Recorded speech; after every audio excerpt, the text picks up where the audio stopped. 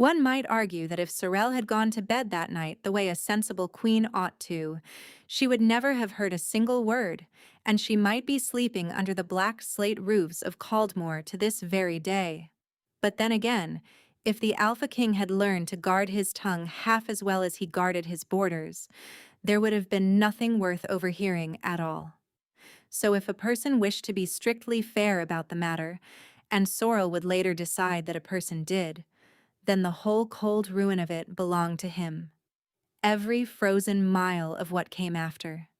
She had been Queen of Caldmore for a year, and in all that time she had never once felt like anything but a clause in a treaty. That was the honest shape of it. The pact between Ostrand and Caldmore had needed a seal, and a seal was a living thing with a heartbeat. And the heartbeat they chose was hers.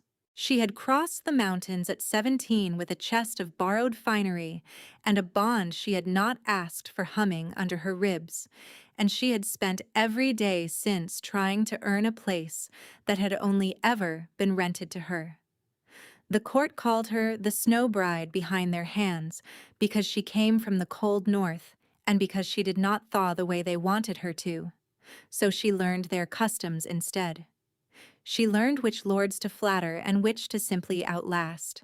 She sat each night beside a husband who spoke to her with flawless courtesy and never once with warmth, and told herself courtesy was a kind of beginning. A woman could build on courtesy, she thought. Given time, given a reason. There had been signs enough if she had wished to read them. The seamstresses who cut her gowns a season behind the fashion and smiled when she noticed.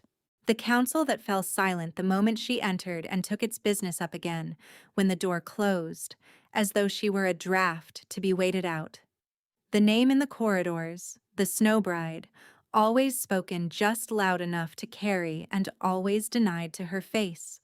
She had gathered up each small slight and told herself none of it came from him. His courtesy, at least, had never wavered. She had made that courtesy into a whole cathedral of hope, and knelt in it every night for a year. She should have known better than to go looking for the reason. That night the great hall had been full of a foreign delegation, silks the color of wine and old gold, envoys from the river cities who laughed too easily and watched too closely. Sorel had played her part through the whole long feast, smiling until her face ached, and when Corvin rose and left the hall without a word to her, she did the one thing she had trained herself never to do. She followed him. She told herself it was duty. A king did not vanish from his own feast without a queen wondering why. But under the duty was the small starved thing she tried never to feed, the part of her that wanted just once to catch him alone and see if the courtesy might crack into something a person could actually hold. The corridor behind the hall was cold and half dark, the torches guttering low in their brackets. Voices came from the map room, the door standing open a hand's width, lamplight falling gold across the flagstones. She knew his voice at once. She would have known it in her sleep. The bond knew it before she did, tightening sweet and traitorous in her chest. The other voice was a woman's. Low, amused, foreign. One of the river envoys. Sorel had seen her at the feast, seated near the salt, a slender woman named Vesna with black hair oiled to a shine and eyes that missed nothing in a room. Sorel stopped where she was. She did not mean to listen. She only meant to wait until the moment was decent enough to knock. And then she heard her own name in her husband's mouth, and the shape of it was wrong. The Snow Bride, Corvin was saying, and there was a laziness in it, a boredom she had never once heard him aim at her face. You may put the thought out of your head entirely. She is a signature, nothing more.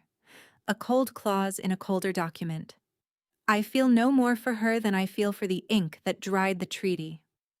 Vesna laughed, soft and pleased. And here the whole court swears the Alpha King is bewitched by his little northern wife. Let the court swear what it likes, he said. The court is paid to believe pretty things. I married Ostrand, not the girl. When she has given me what the pact requires of her, she may go back to her mountains and her fog, and I will not so much as notice the draft when the door shuts behind her." Vesna's voice dropped then. Silk laid over a blade. "Then you will not object," she said. "If certain arrangements were made to hasten that door along, a treaty can always be resealed with fresher wax. There are houses that would pay a great deal to see the North change hands, and a widowed king is a far more useful thing to them than a wedded one." "I object to nothing that serves the crown," Corvin said, and his voice stayed perfectly, terribly even. "Do what you came here to do. I stopped counting the cost of her a long time ago."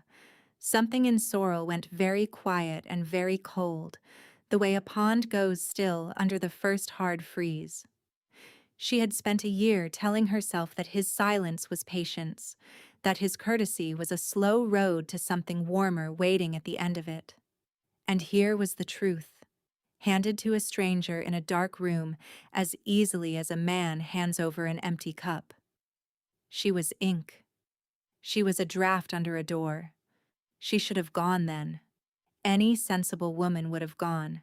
But she stood one heartbeat too long, and in that heartbeat she saw the strangest thing of all. She saw him glance at the door. It was quick. So quick she would spend the coming weeks telling herself she had imagined it. But the Alpha King of Caldmore, in the very middle of calling his wife a smear of dried ink, turned his pale eyes toward the gap in the door where she stood in the dark, and for the space of a single breath he looked straight at her, as though he had known she was standing there all along. Then he looked away and said something else, something crueler, and Vesna laughed again, and Sorrel was already moving, already gone from the doorway before her mind could catch up to the question her body had no time to ask. Why would a man who felt nothing at all have taken such care to make certain she heard every word?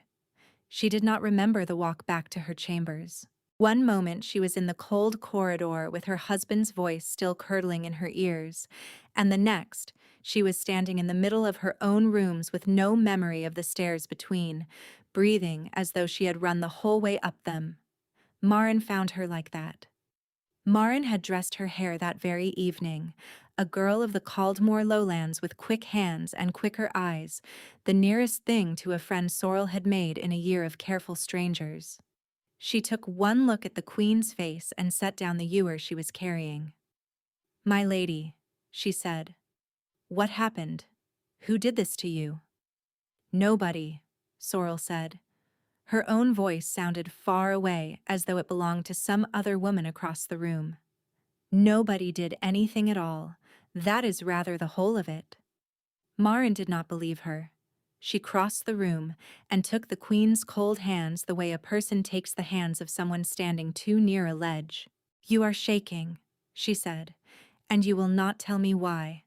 And I have watched you swallow a whole year of this court without a flinch. So whatever this is, it is not nothing." Sorrel understood that she was about to lose this too, this one small, ordinary warmth. "I heard him," she said at last. "I heard exactly what I am to him.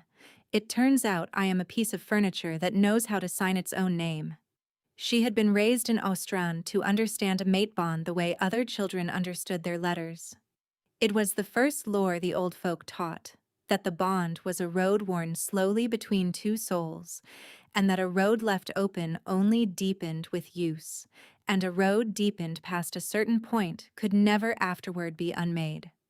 For a year she had kept her end of that road open like a fool, swept and waiting, hoping he might one day walk down it toward her. Now she understood that she had been the only one ever standing in the road, so she would close it. She would close it and she would leave. And she would do both before the sun came up, because if she waited for the morning she would have to look at his flawless, courteous face across the breakfast table, and she did not think she could survive being called ink twice in as many days. "You cannot simply go," Maren whispered, even as she was already pulling a plain traveling cloak from the press, already betraying every rule of the household with her hands while her mouth pretended to argue against it. He is the Alpha King. There are guards on every gate. There is the bond. He will feel you leave. He will feel it the very moment you cross the wards. Not if I close it, Sorrel said. Marin went still. That hurts, she said quietly. Everyone knows it hurts. Closing a living bond by force, my lady, it is not a small thing to do to yourself. So does staying, Sorrel said, and only one of the two lets me keep my pride. Closing the bond was worse than Marin had promised. Sorrel sat on the edge of the bed and did it the way the old folk had taught her, gathering the warm, living thread of him hand over hand, folding it into the smallest shape it would go, and sealing it away behind her ribs where it could no longer reach him and he could no longer reach her. It felt like setting a bone that had never been broken. When it was done, there was a silence in her she had not carried since she was a girl, a hollow where a warm voice used to live, and she breathed through it until she trusted her legs, and then she stood. She went down through the kitchen stairs the way the scullery girls did, hood up, the sealed bond a cold stone behind her breastbone where the warmth had lived for a year. It cost her more than she let her face show. Every step away from him pulled at the closed place like a stitch straining against the pull, and she set her teeth and kept walking anyway. In the lower courtyard she stopped once, pressed flat to the cold wall, because there were men there who had no business being awake at such an hour. Not the night watch. She knew the watch. These were the river envoy's people, 3 of them, cloaked and quiet, and one of them was handing a sealed packet up to a rider whose horse was already saddled and pointed north. North, toward the mountains, toward Ostran, toward home.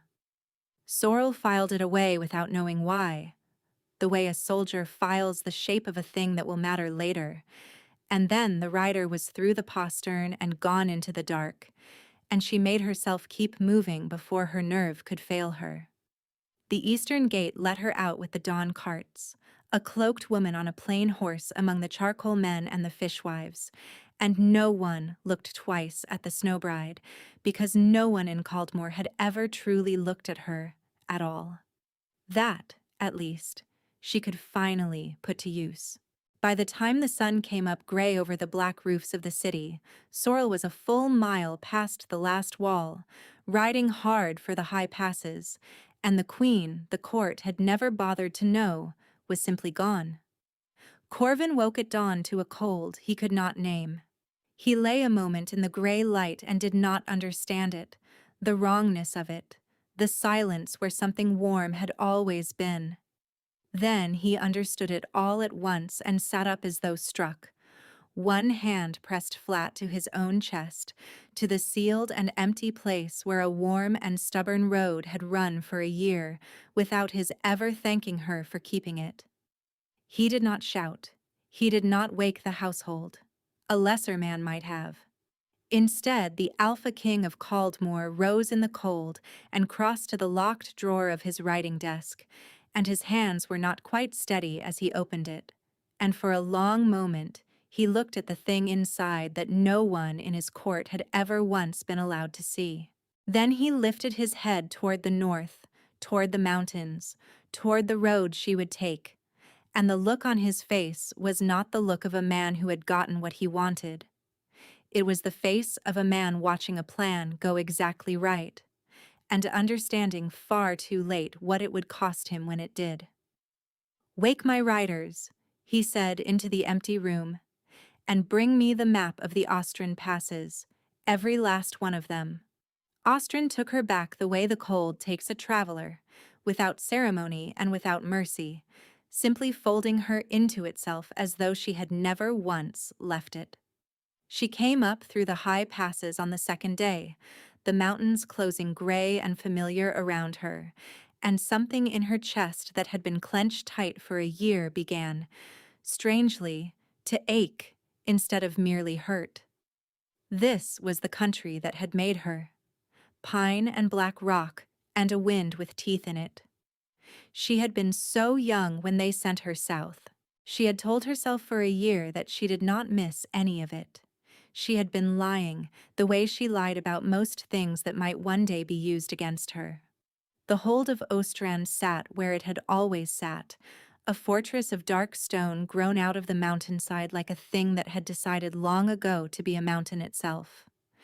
And in the gate yard, before she had even swung down from the saddle, there was Emmerich. He was older than she remembered, his beard gone fully to iron, but he crossed the yard toward her with the same long stride she had trailed behind as a child, and when he took her frozen hands in his, it was the first warm thing she had felt in more days than she cared to count. "Little Wolf," he said, which was what he had called her since she was small enough to ride on his shoulders through the hall.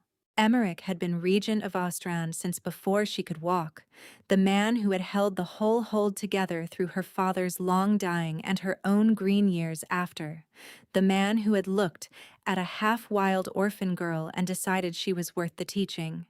He had put her first blade in her hand. He had stood at the gate and not wept, or pretended not to, on the morning they sent her south to be a treaty. "Look at you," he said now, holding her out at arm's length to see the whole of her. "They have made you thin, and they have made you sad. I should very much like to know which of them to kill for it." "And God's help her." Sorrel laughed, the first true laugh in longer than she could name, and felt something unlock in her chest that Caldmore had kept bolted shut for a year. For the first time since the corridor, she did not feel like a document that had been signed and set aside. She felt like a person someone had been glad to see come home. He fed her. He sat her by a fire that actually roared instead of the polite southern embers she had learned to shiver beside, and he let her be quiet until she was ready to stop being quiet. And then, gently, he drew the whole miserable story out of her. The corridor, the open door, the ink and the draft, and the stranger's soft, pleased laughter. Emmerich listened without a single word, and his face as he listened moved from grief to something harder and colder. And to Sorrel it was deeply comforting, because it was the exact shape of the fury she had not yet let herself feel. "He was never worthy of you," Emmerich said at last, low and certain. "I said as much the day they took you from this hall. A cold southern king who marries a treaty and then insults it in the dark to a stranger. I told your father that alliance would cost us far more than it ever bought us. I only ever regretted that it was you who would pay the price of it." "You told me to go," Sorrel said softly. "You told me it was my duty to go." "Because it was," he said. "And because I was a coward who chose the hold over the child in front of me." He looked into the fire for a long moment. "I have had a year to be ashamed of that choice. Let me be something better than ashamed now that you are finally home. Let me keep you here, in the one place on this earth where no one will ever again dare to call you ink." It was everything she had needed to hear. That was the part she would remember afterward, when everything had turned over and shown its other face. That it was exactly, precisely what she had needed to hear, and that it was delivered by the one man in all the world she had never once thought to doubt. Only later, lying in the narrow, cold bed of her girlhood, with the wind singing in the old stones, did the small, trained part of her that never fully slept turn something over and frown at it in the dark. A rider had reached Ostrand before her. She had ridden hard, changed horses twice, arrived gray to the lips with exhaustion, and yet Emmerich's welcome had been waiting and ready.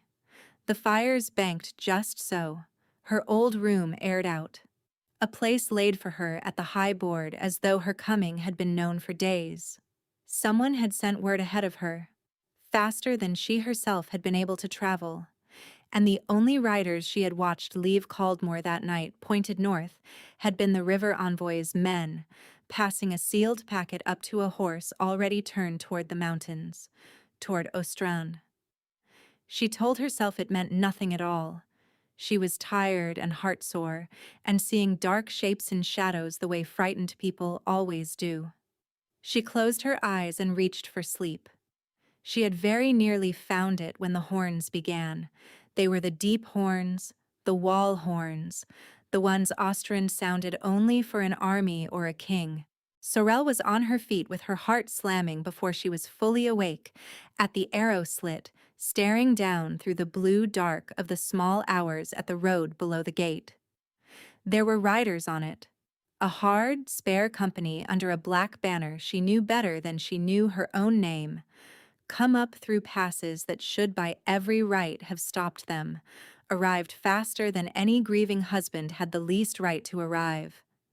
And at the head of them, bareheaded in the killing cold, his pale eyes already turned up toward the very window where she stood, as though the bond she had sealed shut still whispered him exactly where to look, was the Alpha King of Caldmore. Corvin had come for his runaway queen, and Sorrel understood, with a sick lurch of pure disbelief, that he had not come alone, and he had not come quietly, and whatever it was he wanted from her, he plainly did not intend to leave these mountains without it. Sorrel dressed in the dark with hands that would not quite obey her, and by the time she came down into the great hall, the whole hold had woken. Torches, boots on stone. Emmerich already up on the dais with a fur thrown over his nightclothes, iron-faced, and around him the household guard in a loose, uncertain ring, because no one yet knew whether they were about to fight the Alpha King of Caldmore or bow to him. Corvin made the choice easy. He came through the great doors alone, his hard company left out in the cold of the yard, no blade drawn and no man at his shoulder.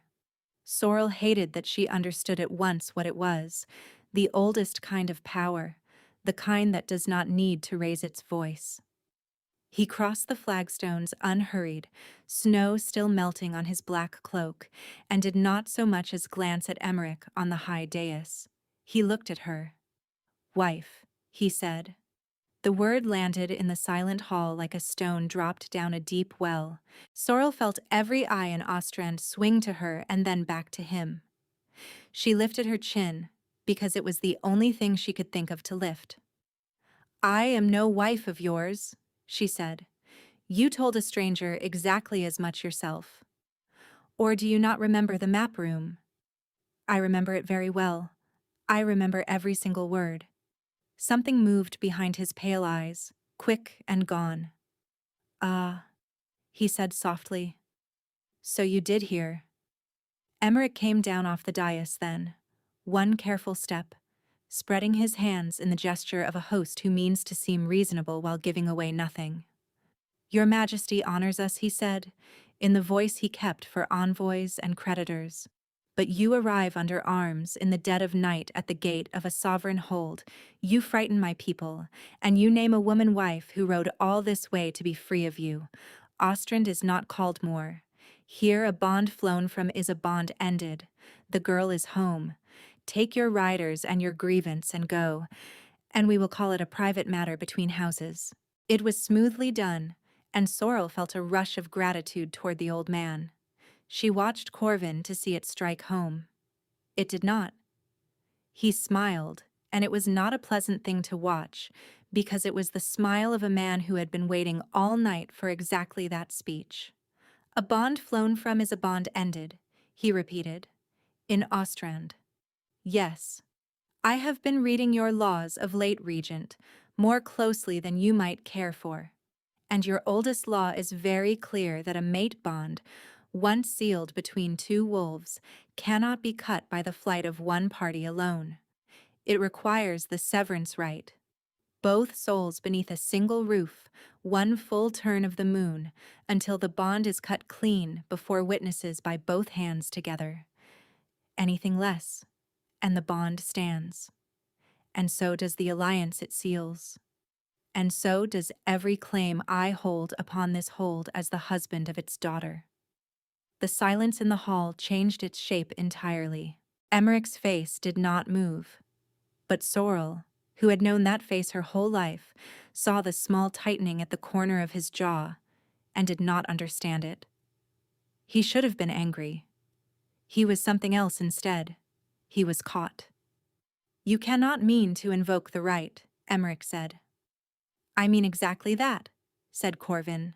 One turn of the moon, and the bond severed lawfully before the whole assembled hold, her hand in mine, so that no soul alive may ever say the snow bride was cast off, or stolen, or shamed. When it is ash, I ride home and never trouble her again. He inclined his head, courteous as ever, hateful as ever.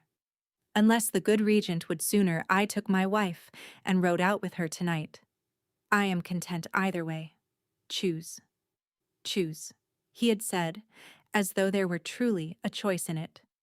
Emmerich could not deny a king the plain letter of his own hall's law, not without every lesser house in the north hearing that Austrian kept its ancient laws only when they suited it. Sorrel watched him understand it, and fold the anger away behind the reasonable face, and bow one stiff degree. The right, then, Emmerich said. One turn of the moon, and not 1 hour beyond it. Sorrel had stood silent through the whole of it, passed back and forth between the two men like a deed being haggled over, and something in her finally boiled past her control. "Does no one in this hall mean to ask me?" she said, and her voice cut clean across the cold air. "I sealed this bond with my own mouth, and I will thank you both to remember whose bond it is you are trading over the top of my head." For the first time, Corvin looked at her without the smile. Only looked. And to her fury, it was the map room glance all over again, that same swift, unreadable thing, as though he were making certain she was still there and still whole. "You are right," he said quietly. "It is your bond. So I will ask you, and no one else.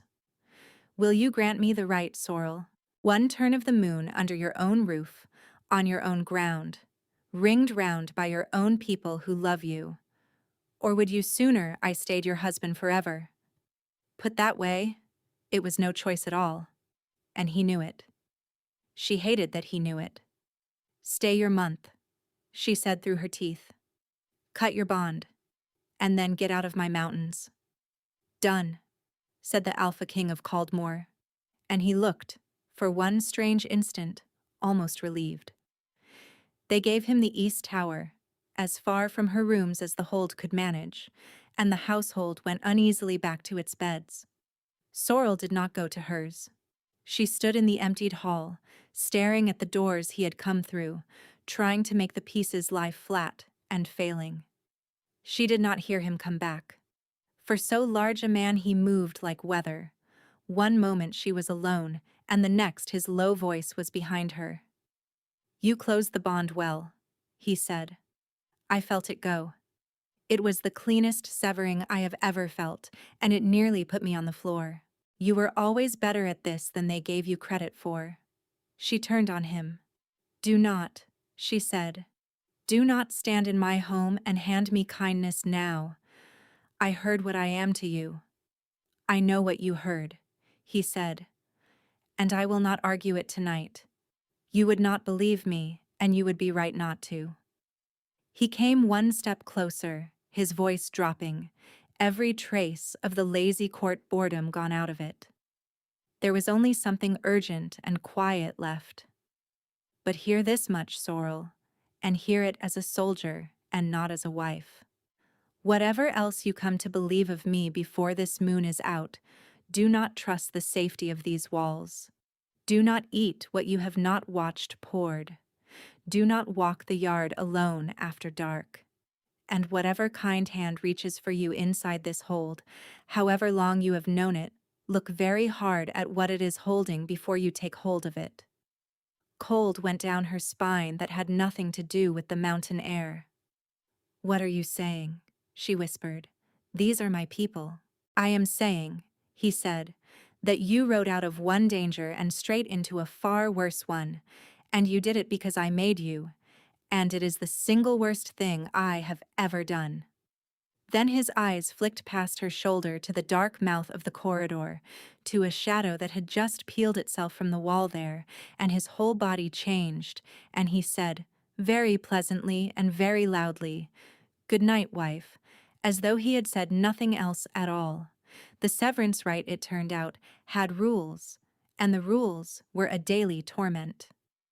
Ostrin's oldest law did not merely require the two parties under one roof. It required them witness together at the raising and the lowering of each day, so that no one could ever afterward claim the right had been shirked. So every dawn, Sorrel had to stand in the cold hall beside the very husband she was unmaking, while an old rite keeper murmured the words over them, and every dusk the same again. And in between she had a whole hold to run and a month to survive, and a man underfoot, who would not behave the way a man who feels nothing was supposed to behave. He did not sulk. He did not press her. He did not, God's help her, mention the map room even once. He simply made himself quietly, infuriatingly useful. He was out in the yard at first light with the guard, and the guard, who had come fully prepared to loathe him, did not manage it. He found that the granary tallies did not add up, and said so, mildly, to no one in particular. And Sorrel filed that away too, because she had thought the very same thing for a year and had never once been able to prove it. He was patient with the old servants and short with the proud ones, and he watched everything with those pale, unhurried eyes. More than once she caught him watching Emmerich's own men in a way that was not idle in the least. "You are staring," she told him on the fourth day, in the armory yard, where she had come to work the temper out of herself against a pell, and found him already there ahead of her, sleeves shoved back, splitting kindling he had no earthly reason to be splitting. "I am," he agreed, not stopping the axe. "You are very good with that blade. Someone taught you well. Emmerich taught me." Corvin's axe paused for half a beat and then came down again. "Did he?" he said. "How very fortunate for you." There it was again, that flatness beneath the courtesy, aimed this time not at her, but at the old man's name. Sorrel lowered her sword. "Why do you say it like that?" she demanded. "You keep saying his name as though it tastes of something gone off." "Do I?" said Corvin. "Only habit. Forgive me."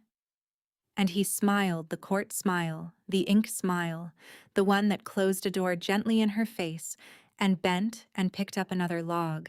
She could have screamed at him.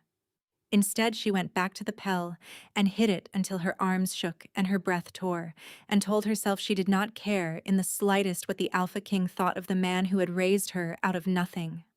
What she noticed, and hated noticing, was that Emmerich watched them too. Not the way a fond old man watches a daughter home from a bad marriage.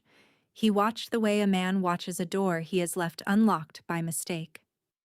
When Corvin asked, idle as anything, who held the keys to the granary and the strong room now the old steward had died, Emmerich answered smoothly and turned the talk elsewhere. And that evening, 2 of his sworn men were set to stand the granary door who had never stood it before. Sorrel told herself it was only an old regent bristling at a younger king in his hall. She was becoming, she noticed, very practiced at telling herself things. It came on the 9th night, and it came for her. She had not meant to walk the yard alone after dark. She had meant to do precisely as he had told her, which galled her more than she could say, and she had lasted 8 nights on spite alone. But on the 9th, a message came up that the East Watchtower had gone dark and unanswered, and she was second to no one in her own hold, and old habit carried her out across the black yard toward the tower stair before her mind had finished forming. The thought that a dark tower and a silent watch were exactly the shape a trap makes. She understood it at the very foot of the stair. Too quiet.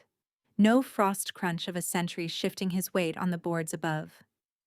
The wrongness climbed her spine, and she had her blade half drawn when the first of them came out of the stairwell dark and put a knife precisely where her throat had been a breath before. She was fast. She had always been fast. She caught his wrist and turned it hard and heard him grunt and drove her knee up into him, but there were 2 more behind him, and this was no drunken tavern brawl. This was quiet and trained and certain, faces wrapped in dark cloth, the three of them moving to pin her against the wall, the way you move against someone you have been paid in full to be rid of. One of them said, low and flat, "Quickly now, we only need to be sure of her." And Sorrel understood with a sick lurch that they did not mean to rob her or frighten her off. They meant to finish her, and to carry back proof that it was done. She got her back to the wall and her blade up, and she thought, with a strange, cold clarity, that she might truly die tonight in the yard of the hold she had been born in. And then, the dark to her left came apart. Corvin hit them like the mountain itself falling. She had never in her life seen anything like it. He had no blade drawn either. He simply took the nearest man by the back of the neck and put him into the stone wall with a sound she felt in her own teeth, and turned, and the second man's knife opened a long line across the king's bared forearm, and the king did not so much as slow for it. He caught the third one's wrist as it drove again for Sorrel, and Sorrel put her own blade home under the man's guard, and then it was only the two of them left breathing hard in the dark over three fallen shapes, and Corvin's blood ran black in the starlight down his hand and dripped steadily onto the frozen ground. "You are hurt," she said stupidly.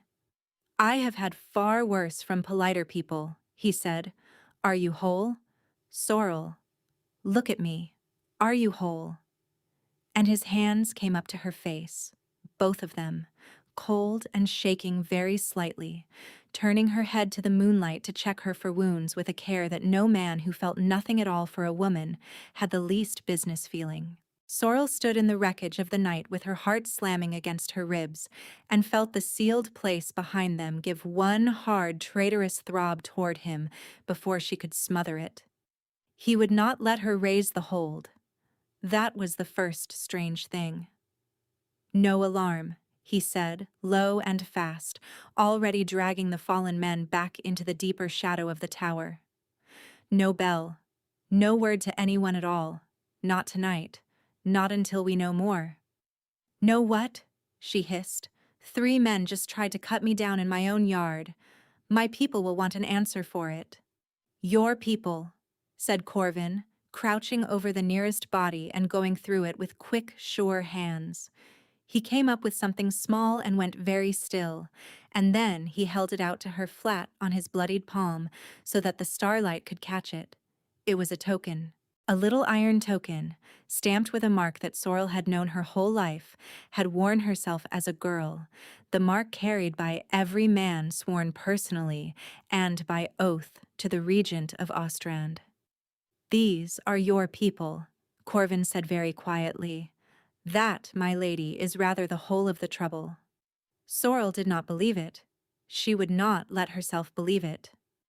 She lay awake the rest of that night with the iron token cold in her closed fist, and told herself all the things a person tells themselves in the dark.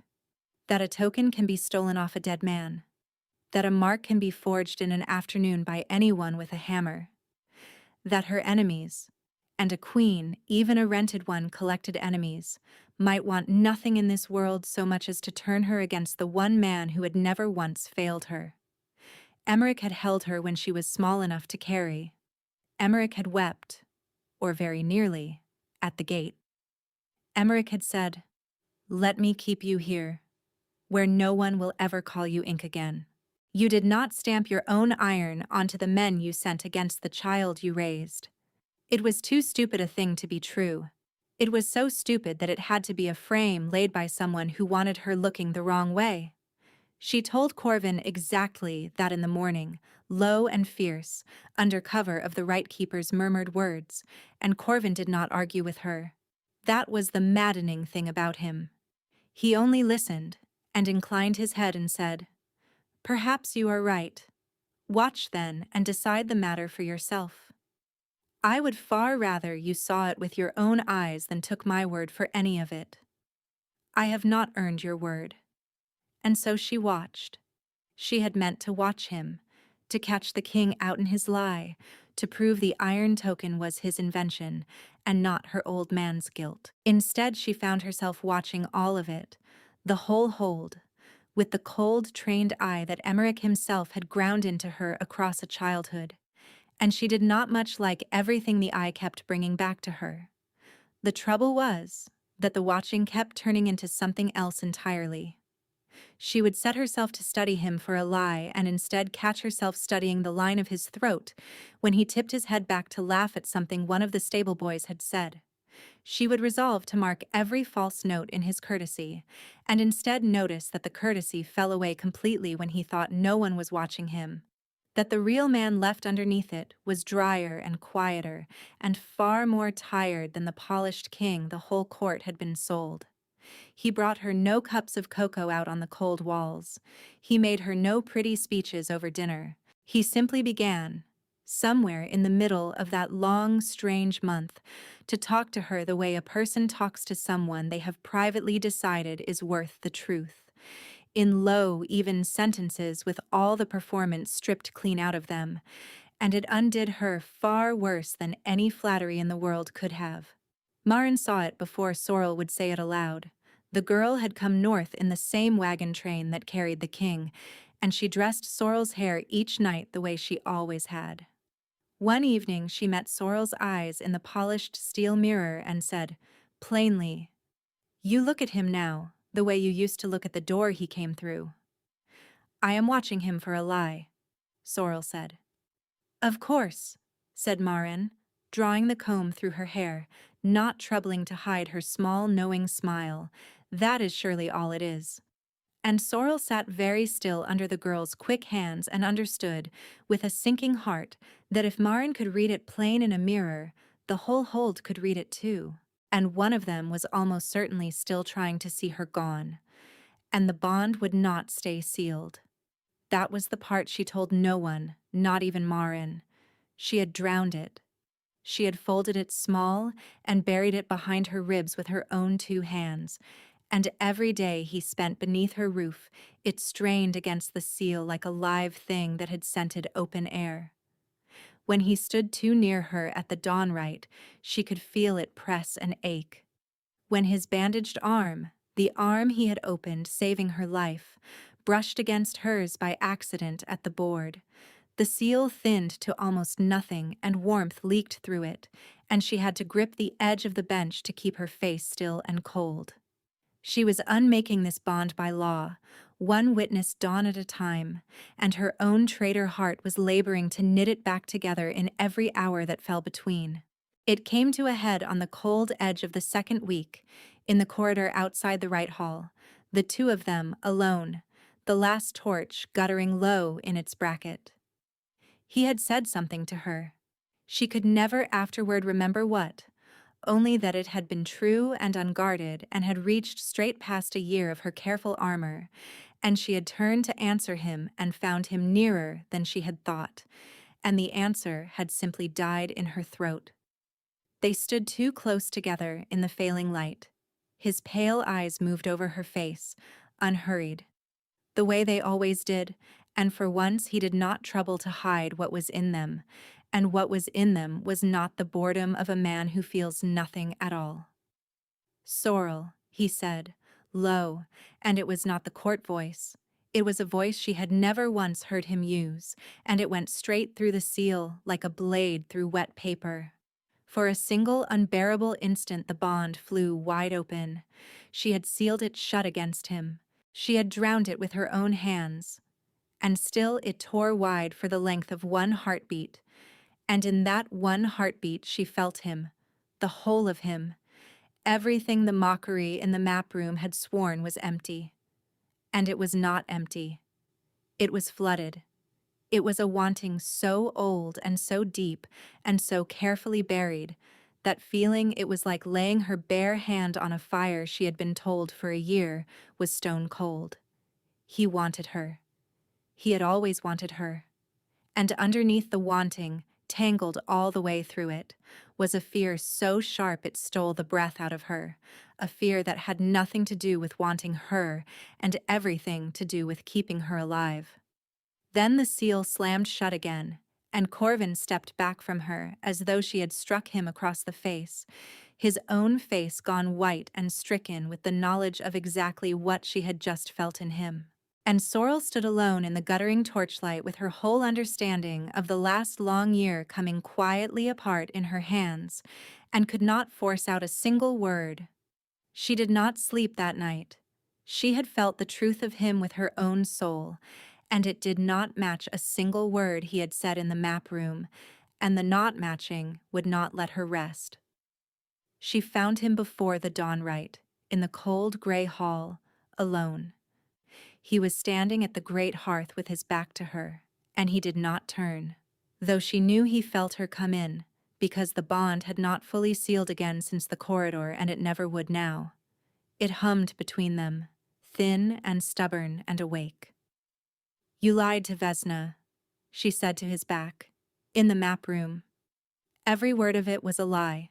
His shoulders moved, a breath let out slow. "Yes," he said. "Why?" "I cannot tell you why. Not yet." He turned then, and his face was bare of every mask she had ever seen him wear. "I can tell you it was the cruelest thing I have ever done, and that I have hated myself every hour since. I can tell you I would rather have cut off my own hand than say those words where you could hear them. But the why is a door I cannot open yet, because what is behind it puts you in more danger than you are already in. And you are in a very great deal." "You keep saying that," she said. "Danger. You said it the first night, in this hall, with a shadow at your back. You have said it with your eyes every day since. And every time I ask you to name the thing, you smile and close a door, and leave me guarding a house with no idea where the fire is." She took a step toward him, and the bond hummed and strained between them like a rope pulled taut. "I have put my body between you and steel twice now. Whatever is coming for you, let me stand in front of it with my eyes open, not blind and grateful and useless." "It is not coming for me," he said, so low she almost missed it, and then he shut his mouth, as though he had said far too much, and looked away. She should have pressed. The soldier in her screamed to press. Instead, she crossed the cold floor and stood in front of him and looked up into his ruined, honest face and asked the only question that mattered to the starved thing behind her ribs. "Did you mean it? Any of it? Am I ink to you?" And Corvin, Alpha King of Caldmore, who had never in his life let anyone see him unguarded, closed his eyes as though it hurt and said, "You are the only thing in my kingdom I have ever wanted for no reason but the wanting. You were never the treaty to me. You were the one thing I got that I did not deserve and could not keep. I have loved you since before I had the right to, and I performed not loving you so well that I drove you across the mountains, and it is the great ruin of my life." The bond blew wide, and this time neither of them fought it. She did not decide to kiss him so much as stop being able not to.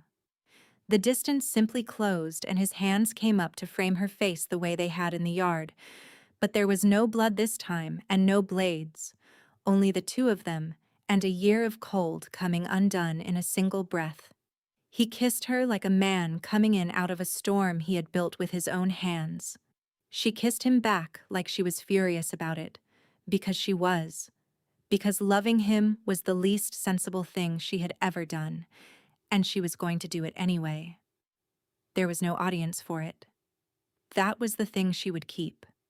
No court, no envoys, no treaty, no right keeper counting the dawns. Only his hands and his low voice saying her name like it was the one word he knew, and the bond pouring warm and unguarded between them. His wanting and hers tangled past telling which was which. She had been wanted for her blade. She had been wanted for her signature. She had never once in her life stood in the plain, helpless path of a man who simply wanted her, and it undid every locked thing in her. When the gray dawn came, they did not go down to the right. Let them count a dawn mist. Let them count all of them. For the first time since she was 17 years old, Sorrel did not care in the least what the hold saw. She lay a long while afterward with her head on his chest, listening to the great, slow drum of his heart, and let herself have the thing she had never once let herself have in a year of cold Caldmore nights, which was to simply be wanted and to want back, without measuring what it would cost her. He traced idle shapes on the bare skin of her shoulder and told her small, true things in the dark. That he had noticed her the first hour she arrived in his court, straight-backed and furious in borrowed silk. That the year of courtesy she had mistaken for coldness had been the sound of a coward biting his own tongue, bloody, to keep from saying exactly this. "You are a very stupid man," she informed him, "for a king." "I am," he agreed, into her hair, "the stupidest in the north." It was after, in the thin light, with his heartbeat slowing under her ear, that she felt it. The bond was open. She had his joy, his disbelief, the vast tidal relief of him. But the bond is an honest road, and it runs both ways whether a man wills it or not. And in the far corner of him, behind a door he was holding shut with everything he had left, she felt the thing he had not told her. It was cold, and it was sharp, and it had the shape of a countdown. Something was coming, something with a date on it, and her own name was written all through it. Sorrel lay very still with her cheek on the chest of the man she had just given herself to, listening to that hidden clock tick behind his ribs, and understood that the truth she had waited a year for was not one truth, but two. He loved her. That was real. And he was still, even now, even here, keeping the other half from her. She would find it herself then. She always did. She just did not think, lying warm in the wreck of her own good sense, that she would find it the very next night, with a blade in her hand, standing in the one room in Ostrand that Emmerich kept locked from the whole world.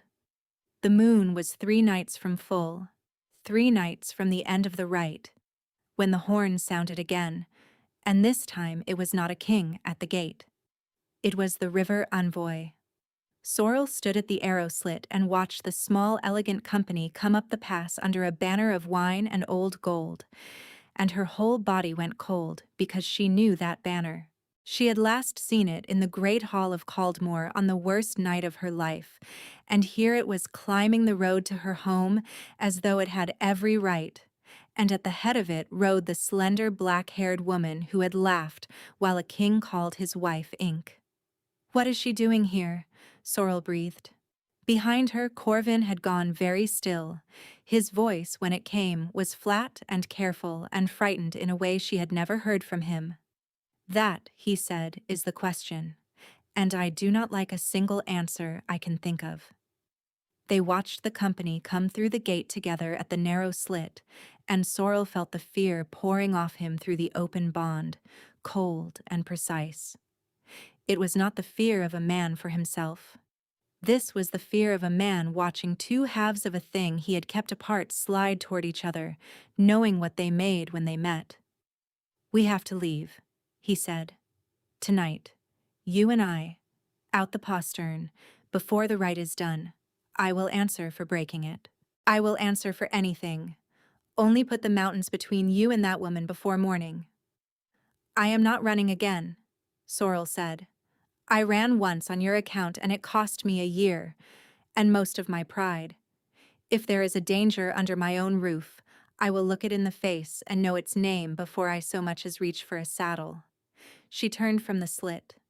"And you will tell me tonight what you have been holding behind your teeth since you rode through my gate." Corvin looked at her for a long moment, and something in his face gave way.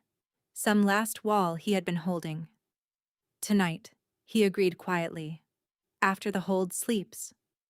All of it, Sorrel. Every ugly piece." And then he added, so low she nearly missed it, "I only pray you do not hate me more for the telling than you already have cause to." Emmerich welcomed the envoy like an honored guest. That was the first wrong note. He seated her at the high board, poured her the good wine with his own hand, laughed at her thin jokes, and never once asked the obvious question, which was what a river envoy from a court 300 miles south was doing at the gate of a northern hold in the dead of winter. A regent asks that question. Emmerich did not ask it. Emmerich already knew the answer. Worse than that. Sorrel watched the old man's eyes and the envoy's meet across the board more than once, quick and level and easy. The look of two people who had corresponded long before they ever shared a table. Once Vesna lifted her cup a hand's breadth toward Emmerich, and Emmerich answered with the faintest incline of his head, and no one else in that loud hall marked it. Sorrel marked it. She had been trained to mark exactly that, by the very man now trading toasts with the woman who had laughed while a king called her ink. Sorrel felt the whole year tilt under her. She waited until the hold slept. Then she did the thing she was good at, the thing Emmerich himself had taught her. She moved through her own home like a ghost, and she went looking for the truth in the dark. She found the first piece of it outside the small East Council room, where a line of light lay under the door and two voices murmured low behind it. She knew both voices. One was Vesna's, silk laid over a blade. The other was the voice that had sung her to sleep as a child. "The girl has served her purpose," Emmerich was saying. "She came home like a lamb to the very gate. When the Southern king rides out at the end of the right, she rides 1 mile at his side and she does not come back. The road is full of grief for a queen cut down by masterless men. Caldmore and Ostrand go to war over her cold body, and you and I divide what is left of the North between us. It must look like no one's hand at all. Tragedies start no end of useful wars." "You are certain of her," Vesna's voice said. "She was ever a stubborn creature. If she should learn of it."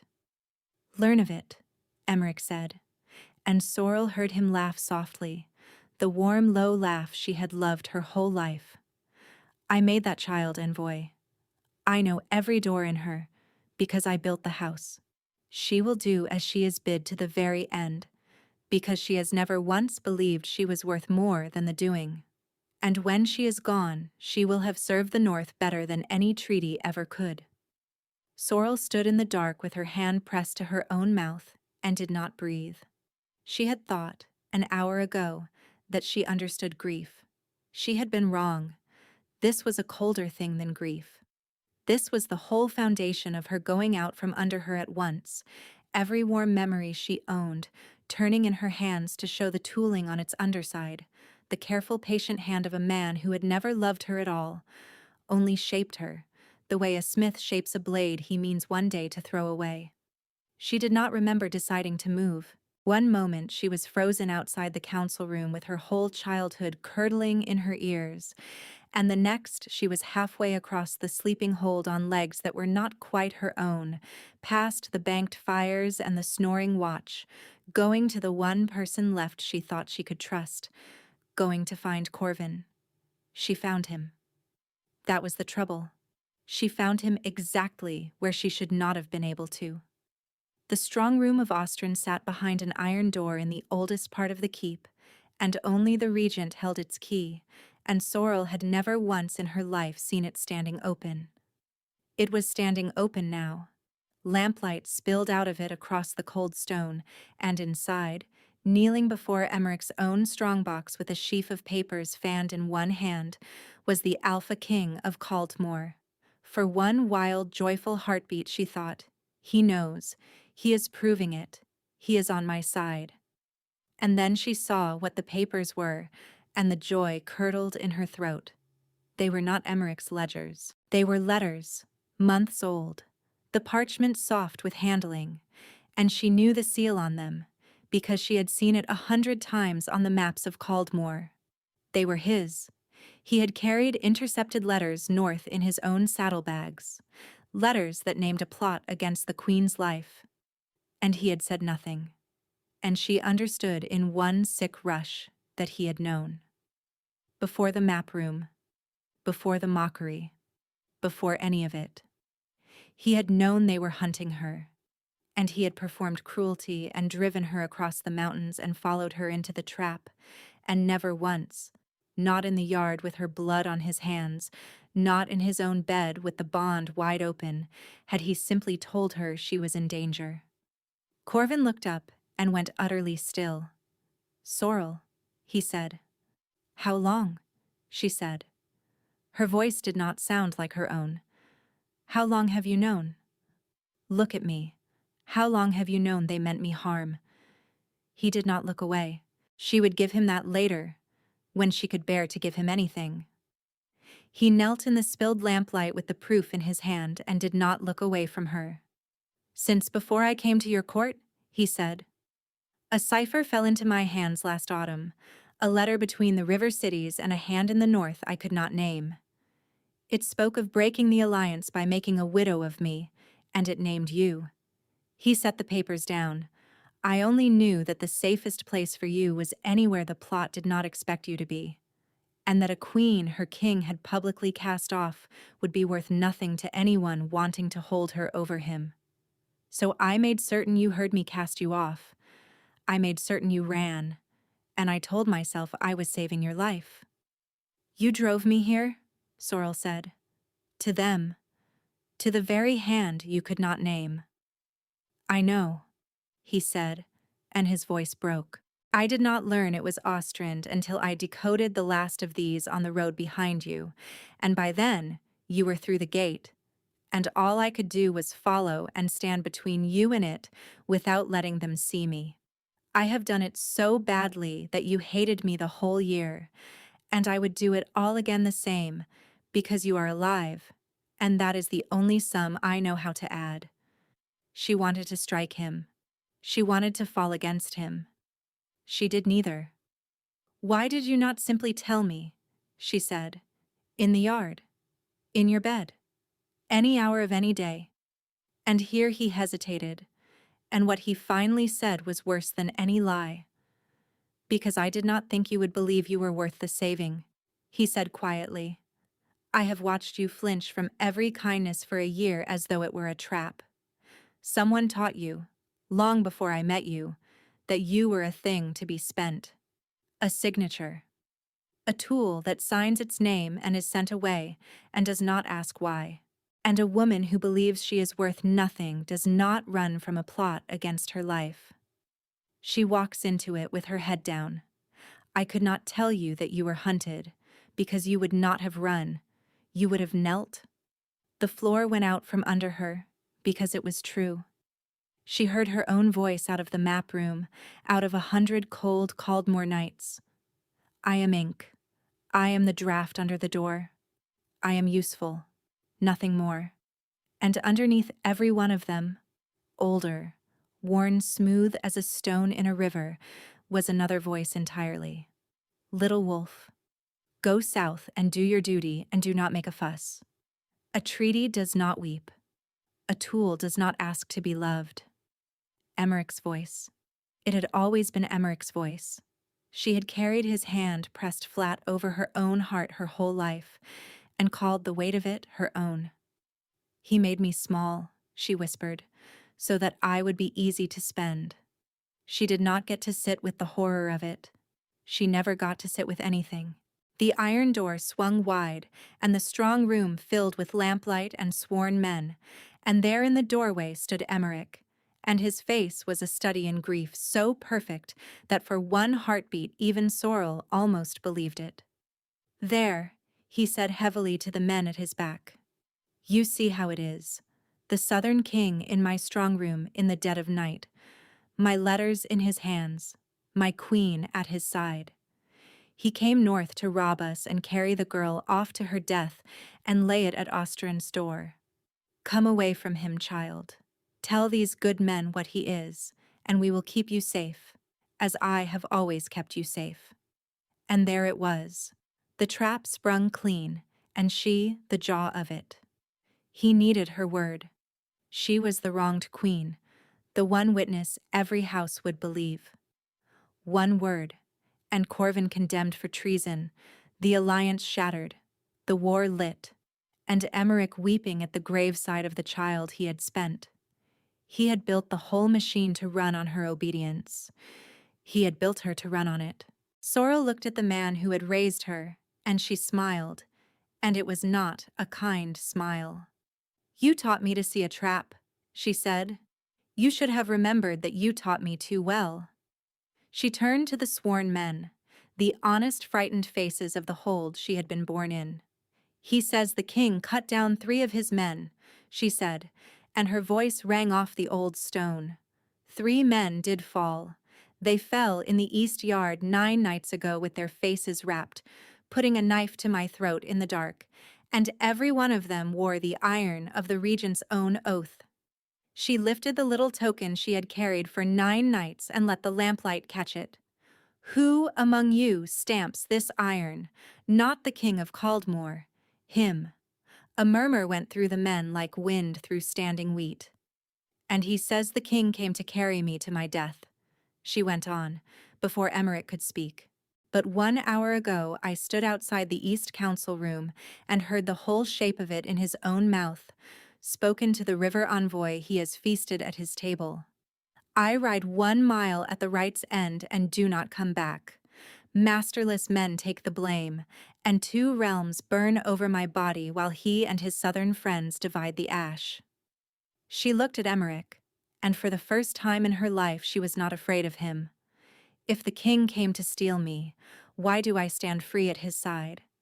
And if my own regent came to save me, why does he need me dead by the turn of the moon?" The grief slid off Emmerich's face like a mask off a peg, and what was under it was the thing she had felt watching her all month. A man looking at a door he had left unlocked. "Take them both," he said to his men, his voice gone flat and cold and true at last. She is distraught. She does not know what she is saying. But the men did not move.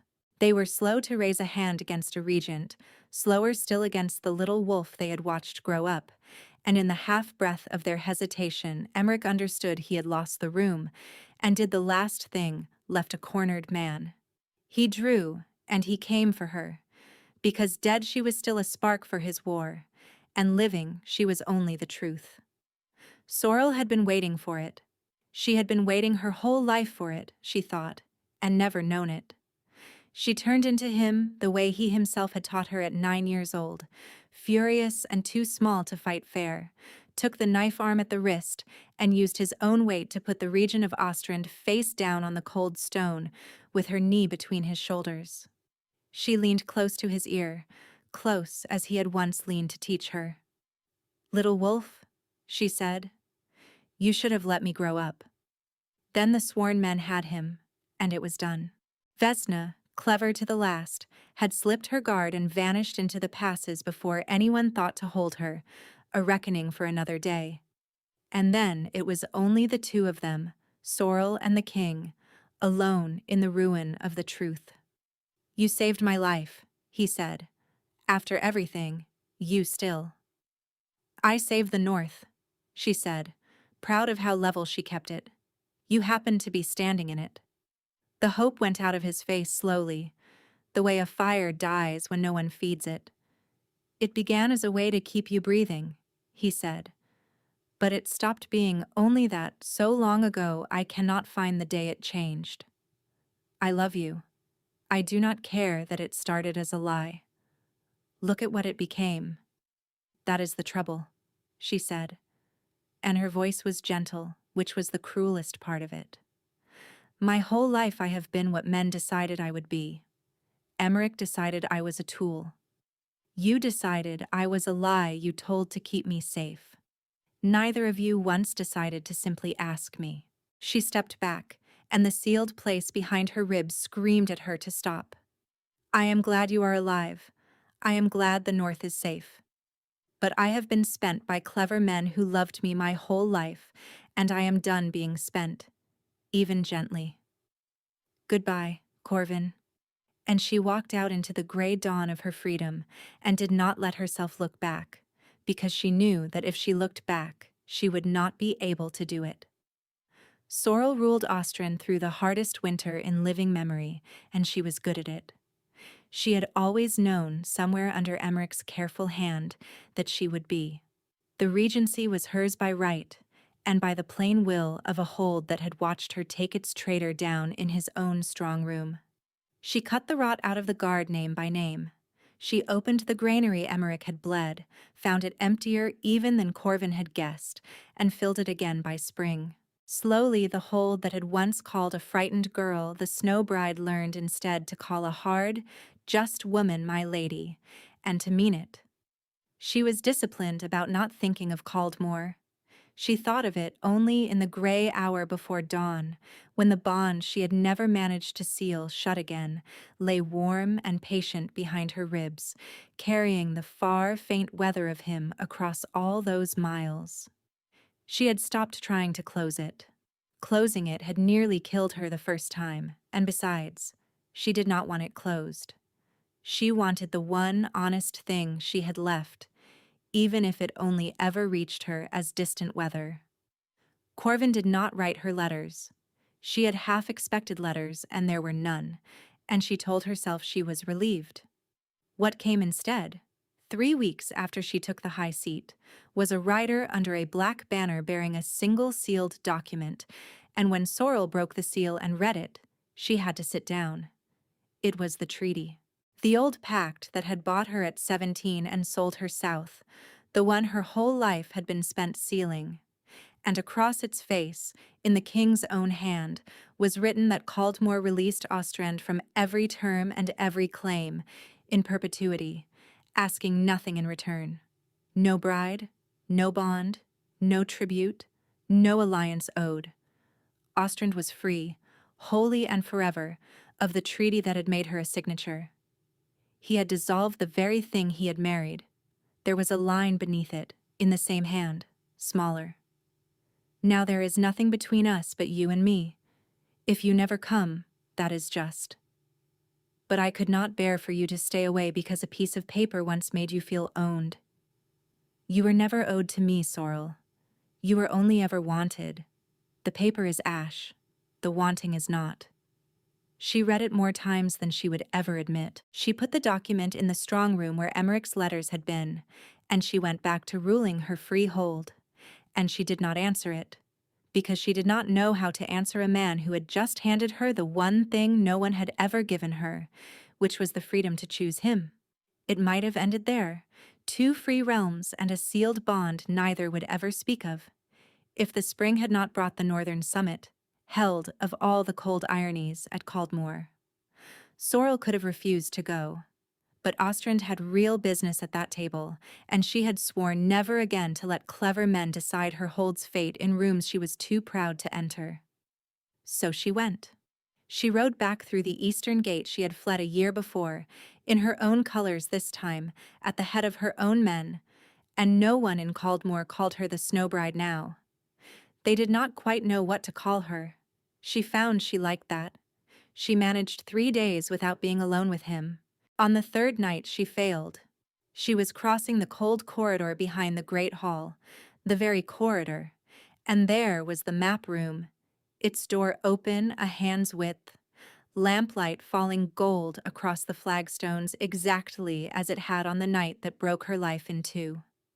And Corvin's voice was inside it, low, unguarded, speaking to someone.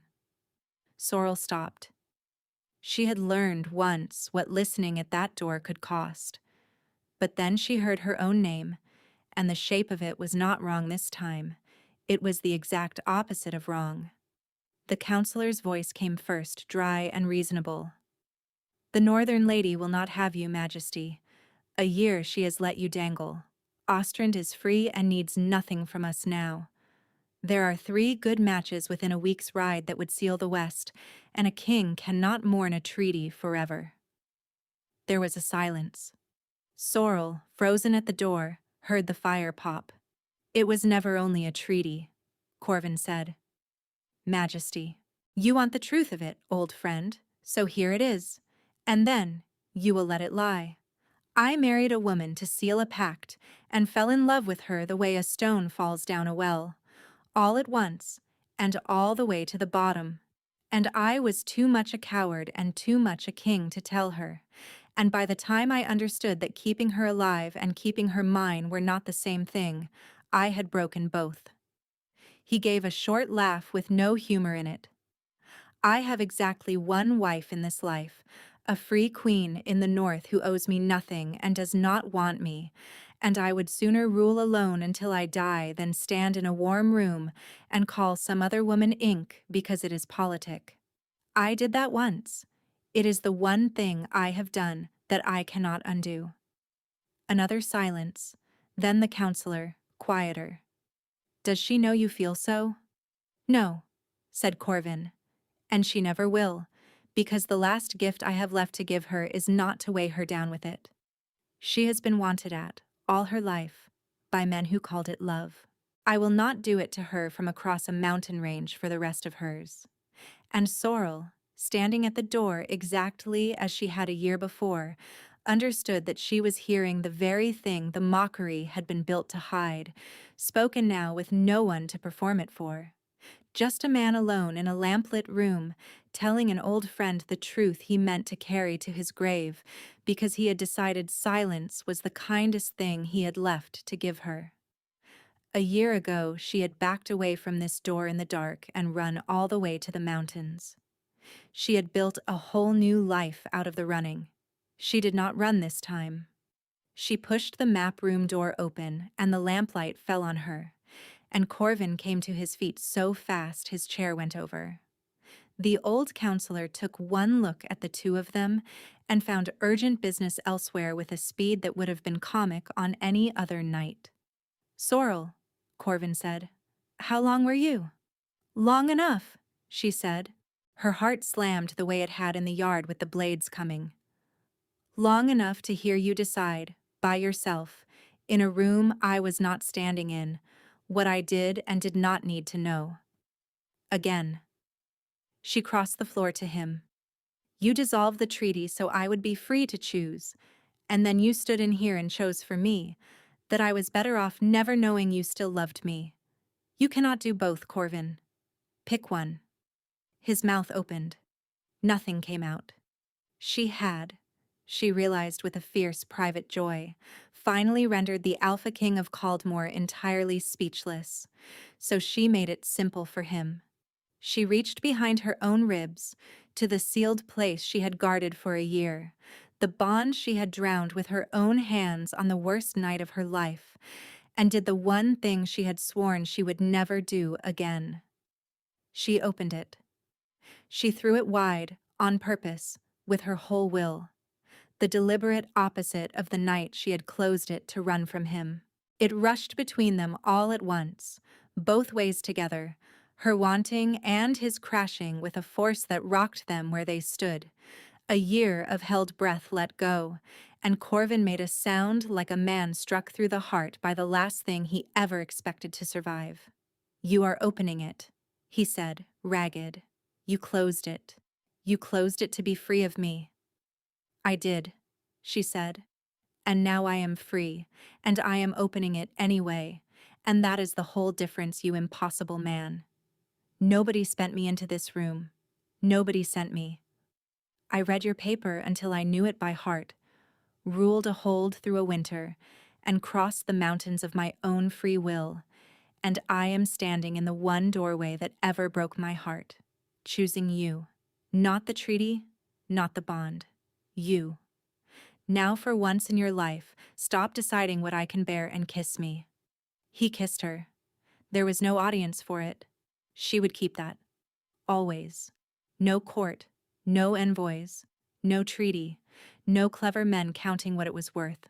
Just the two of them in a lamplit doorway with the bond blown wide and singing, a year of cold undone, and the map room that had ended everything quietly becoming the room that began it all over again.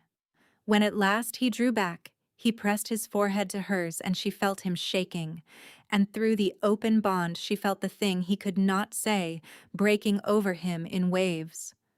Say it out loud, she told him. To my face this time, where I can hear it and you cannot take it back. I love you, he said. I have loved you since before I had the right.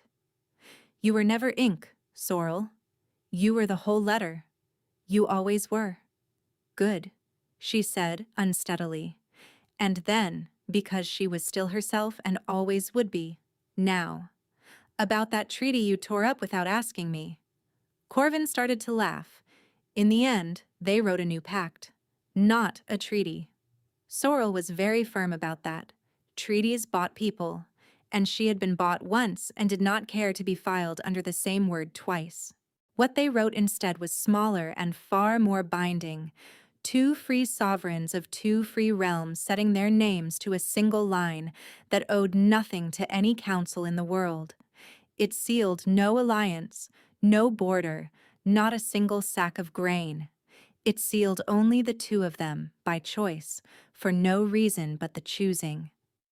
They held the binding at Ostrand, because Sorrel would be wed in her own mountains or not at all, and the whole hard north came out into the snow for it, the hold that had once whispered Snowbride now roaring her name until the old stones rang. Marin wept. Corvin wept, which surprised no one, least of all Sorrel.